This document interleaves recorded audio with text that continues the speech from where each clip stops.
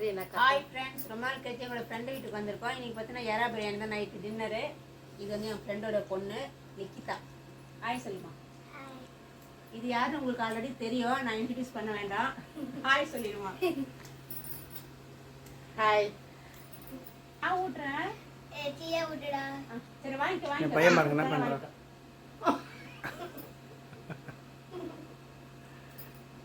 அக்காட்ட கீழே எப்படி இருக்காக்கா அடுக்குமா.